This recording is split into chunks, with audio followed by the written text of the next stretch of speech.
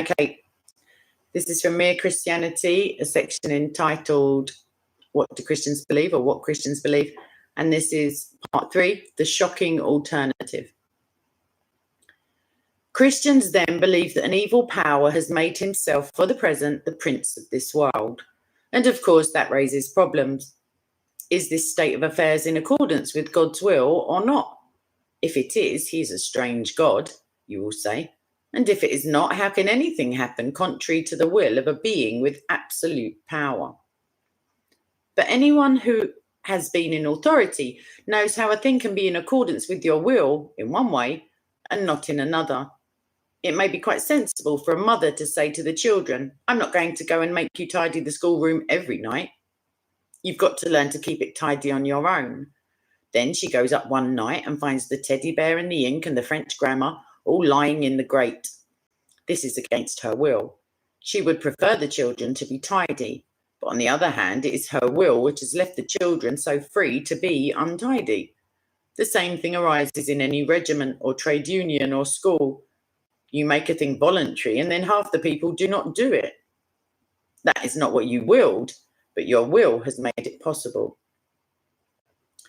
It's probably the same in the universe. God created things which had free will.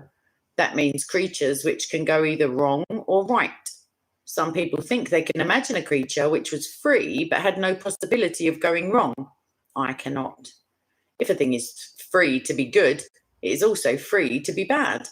And free will is what has made evil possible. Why then did God give them free will?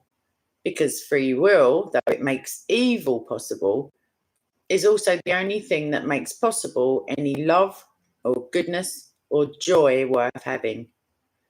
A world of automata, of creatures that worked like machines, would hardly be worth creating. The happiness which God designs for his higher creatures is the happiness of being freely, voluntarily united to him and to each other in an ecstasy of love and delight, compared with which the most rapturous love between a man and a woman on this earth is mere milk and water. And for that they must be free. Of course, God knew what would happen if they used their freedom the wrong way. Apparently he thought it worth the risk. Perhaps we feel inclined to disagree with him. But there is a difficulty about disagreeing with God. He is the source from which all of your reasoning power comes. You could not be right and he wrong any more than a stream can rise higher than its own source. When you are arguing against him, you are arguing against the very power that makes you able to argue at all. It is like cutting off the branch you are sitting on. If God thinks this state of war in the universe a price worth paying for free will, that is for making a live world in which creatures can do real good or harm and something of real importance can happen instead of a toy world which only moves when he pulls the strings, then we may take it that it is worth paying.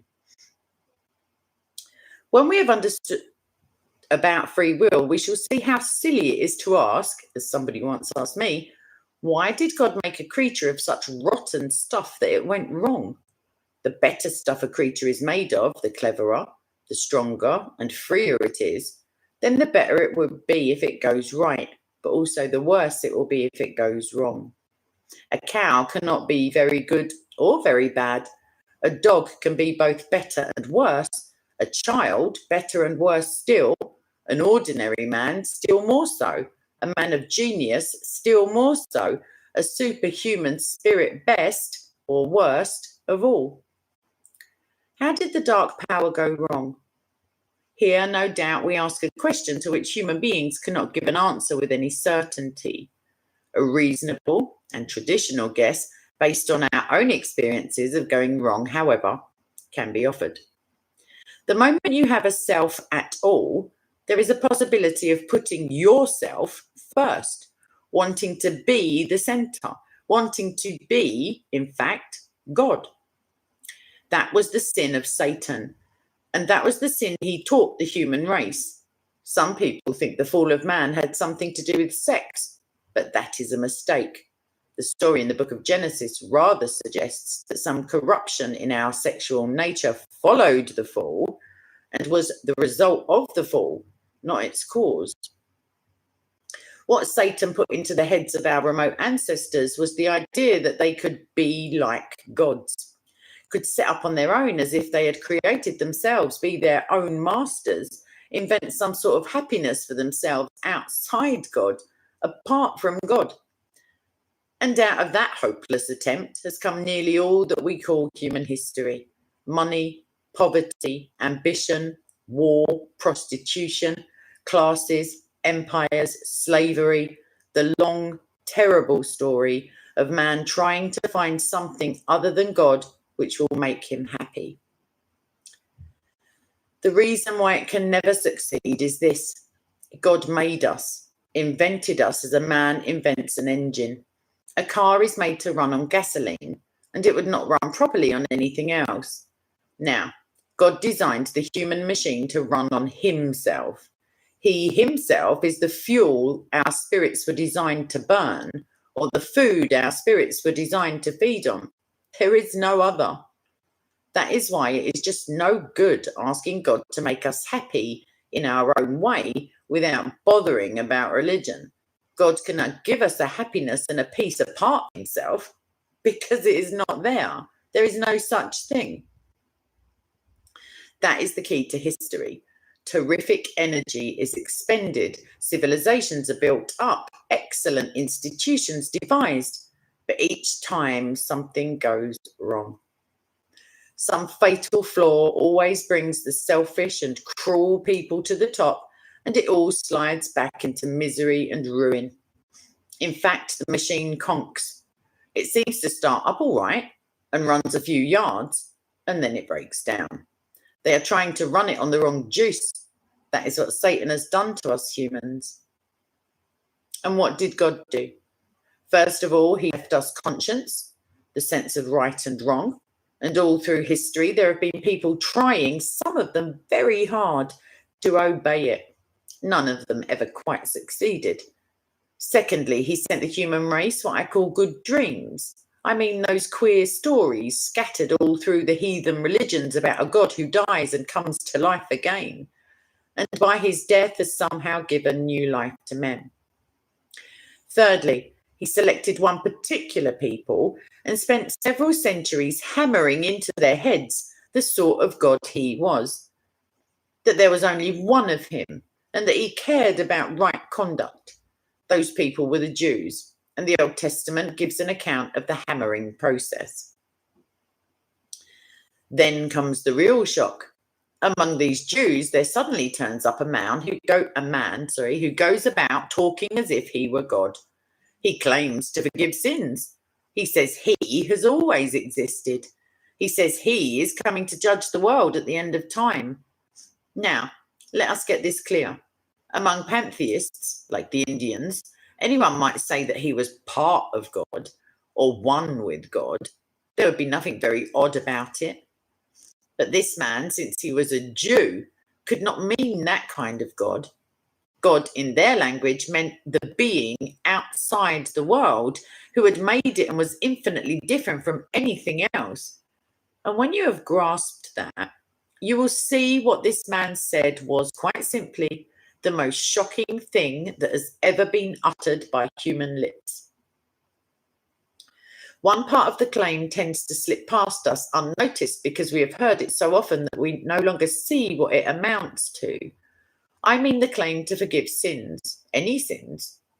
Now, unless the speaker is God, this is really so preposterous as to be comic. We can all understand how a man forgives offences against himself. You tread on my toe and I forgive you. You steal my money and I forgive you. But what should we make of a man, himself unrobbed and untrodden on, who announced that he forgave you for treading on other men's toes and stealing other men's money? Asinine fatuity is the kindest description we should give of his conduct. Yet this is what Jesus did. He told people that their sins were forgiven and never waited to consult all the other people whom their sins had undoubtedly injured.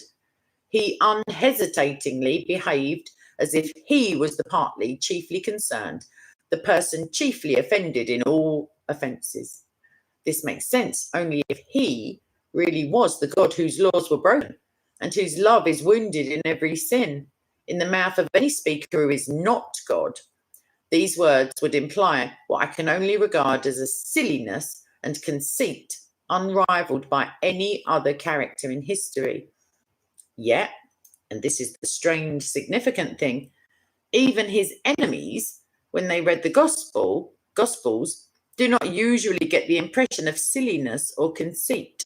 Still less do unprejudiced readers.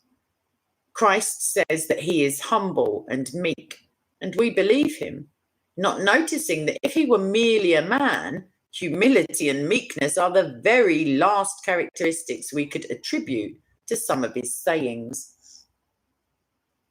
I'm trying here to prevent anyone saying the really foolish thing that people often say about him. They say, I'm ready to accept Jesus as a great moral teacher, but I don't accept his claim to be God. That is the one thing we must not say. A man who was merely a man and said the sort of things Jesus said would not be a great moral teacher. He would either be a lunatic, on a level with the man who says he is a poached egg, or else he would be the devil of hell. You must make your choice. Either this man was and is the Son of God, or else a madman or something worse.